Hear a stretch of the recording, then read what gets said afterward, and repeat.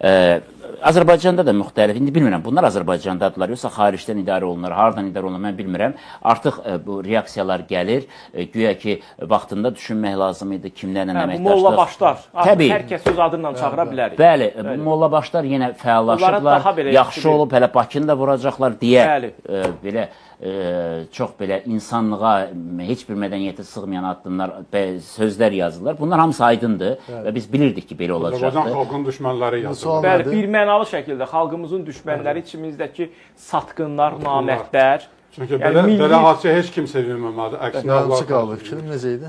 Və burada Bakı, Tbilisi, Ceyhan və yaxud da qaz nəqliyyat və digər məsələlər var ki, bununla bağlı da neçə gündür söylənilir ki, əslində Türkiyə ərazisində Ceyhan yolunu da vurmaq ki, İsrail oradan neft alır, nə alır, bu adlarla müxtəlif bəyanatlar səslənirdi.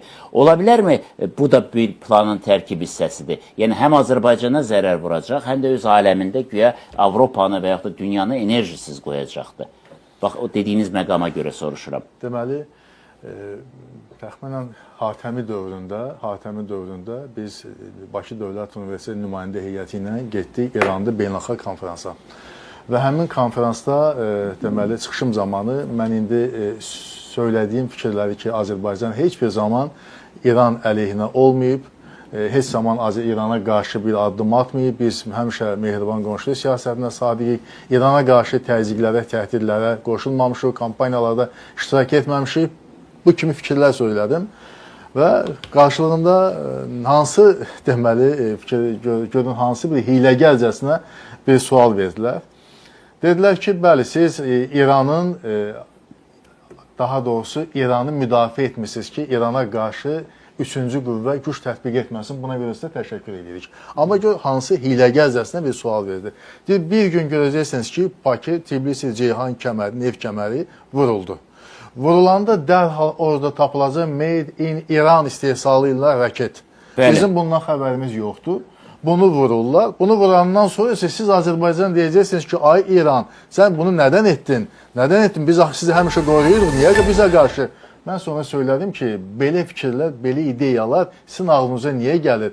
Əksinə, siz bir şeyə əmin olun ki, biz sözdə yox, əməldə həmişə sizi müdafiə eləmişik. Heç zaman imkan verməmişik ki, İrana qarşı bir kampaniyaya baş versin, bizim ərazimizdə reallaşsın. Sizin ağlınıza niyə belə məkirli fikirlər və s. gəlir? Bu heç bir zaman ola bilməz. Mən söylədim ki, heç bir üçüncü qüvvə bunu etməz.